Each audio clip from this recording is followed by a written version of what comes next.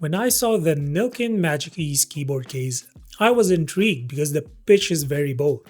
According to their website, the whole idea here is to let your inspiration flow freely, meaning less clutter and more freedom, all in a slim, all-in-one case.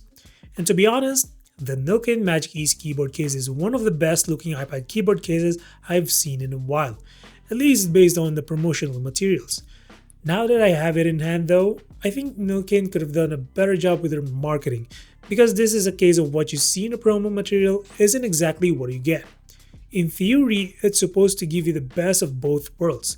It should work like a proper keyboard case when you need to type, but still let your iPad feels like just an iPad when you want it. It uses magnets, it has detachable parts, and it's supposed to stay relatively lightweight. But here's the thing. After using it for a while, I honestly think Nilkin didn't fully hit all those targets, and I'll explain why. If you're new to the channel, thanks for stopping by. I'm Renzo and I feature interesting or affordable tech gadgets on this channel, so do subscribe if you want to see more. First, let's get the pricing out of the way. As of this video, the Nilkin MagicEase keyboard case is on sale on their website for about 5,600 Philippine peso, which is roughly 99 US dollars. It comes in midnight black and gray and supports all iPad models except the iPad mini. If you're interested in getting one, make sure to check the links in the description box below. There are some exclusive discounts there so you can grab the case at a much lower price. Now, let's talk about the unboxing. This is probably one of the most intricate unboxings I've ever done for a keyboard case. Inside the box, you'll find, well, the keyboard case itself, which is actually made up of two parts, the case attachment and the keyboard attachment. The case itself comes with built-in magnets and these rubber-like pads that apparently help with the cooling of the iPad. A round accessory called Snap-Hold Ultra that magnetically attaches to the back of your iPad. The idea here is you stick the Snap-Hold to walls or other surfaces, maybe your refrigerator. I don't know why, but it's a nice option to have, I guess. Alignment guides for the protective film, a USB-C charging cable, and some corner pads to prevent the iPad from slipping when used in different orientations. What stood out to me was how different this setup feels compared to other cases. Most keyboard cases are either snap-on or folio style, but here you have these clips that connect the case to the keyboard. Honestly, it's the first time I've seen clips being used in a keyboard case. Now, in terms of looks, I have the gray color and I really like it.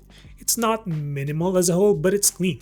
You can immediately tell that this is designed to be a functional keyboard first and an accessory second. The keyboard itself includes a number row and a function row, which is always useful. Down at the bottom, you have 3 LED indicators, and the touchpad is made of plastic. I was a bit skeptical about that at first, but it actually works really well once connected to the iPad.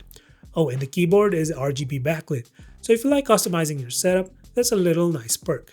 The keyboard packs a 500 mAh battery. According to Nilkin, it lasts about 5 hours with the backlight on and over 55 hours with the backlight off. Based on my experience, that's pretty accurate.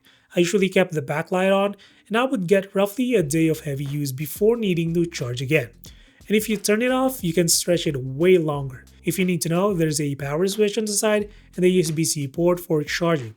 Since this connects to the iPad using Bluetooth, I did find the keyboard requiring at least a couple of seconds before it reconnects from sleep state. Now this case is all about versatility. You can use it in two main ways. A full keyboard setup, attaching the keyboard and using it like a mini laptop with a working touchpad, and detach mode, removing the keyboard and just propping up the iPad itself in vertical or horizontal orientation.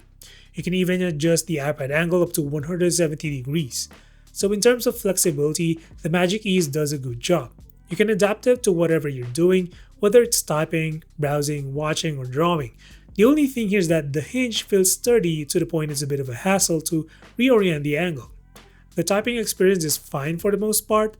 There's a bit of travel with the keys which I actually like, but they don't feel as firm and stable as I would hope. They do work as intended though, so it's usable for day-to-day typing. During my initial setup process, I actually found the keyboard lagging and stuttering from time to time, but a reset fixed the issue for me and it's been smoother since. Still, that first experience wasn't great. Another thing I noticed is with the spacebar. Sometimes it feels like it's getting a little stuck, which makes typing slightly inconsistent. It's not a deal breaker, but it's one of those little things that reminds me the typing experience here could definitely be better. So overall, I would say it's usable, but not perfect. If you're a heavy typist, this might not feel as satisfying as other iPad keyboard cases out there. Now let's talk about that magnetic attachment. When you have the case installed on the back of the iPad, you already have magnetic features. It actually works well. The magnets hold firmly, and I didn't have any issues with it slipping. It's actually strong enough to keep itself against the fridge, but here's the kicker. I did not end up using the snap hole attachment as often as I thought I would. Again, it's nice to have, but not necessarily required. Now here's where things get tricky. Nillkin's whole marketing push is about being slim and lightweight, but when I paired the case with my M1 iPad Pro 11-inch, the setup felt significantly heftier compared to other cases I've used. It's definitely bulkier than something like Apple's Magic Keyboard, and it doesn't really nail the ultra slim claim. It's portable, yes, but if you're looking for the lightest and thinnest option, this isn't it. And that brings me to my biggest point. I think Nillkin missed the mark with their marketing. They're trying to sell this as an ultra slim, ultra light, clutter-free solution. But in reality, it's not as slim or as lightweight as they make it out to be. Does that mean it's a bad product? No, not at all. In fact, I think it's actually a really solid keyboard case. It has a good layout, backlit keys, a touchpad that works, solid battery life, and a flexible design with multiple orientations. It's just that the message doesn't match the product. This isn't the cleanest, simplest case for your iPad. But if you're someone who wants all the extras, magnetic accessories, detachable parts, multiple viewing angles, then this case might actually be perfect for you. So after using the Nillkin MagicEase keyboard case with my iPad Pro, here's my conclusion. This case is not going to be for everyone.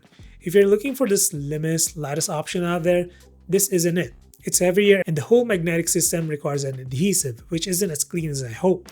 But at the same time, there's a lot of value here. You get a full keyboard layout with backlighting, a working touchpad, flexible orientations, and even some thoughtful extras in the box. The build feels functional and the versatility is definitely there. So I would say this is a case of the wrong message but the right product.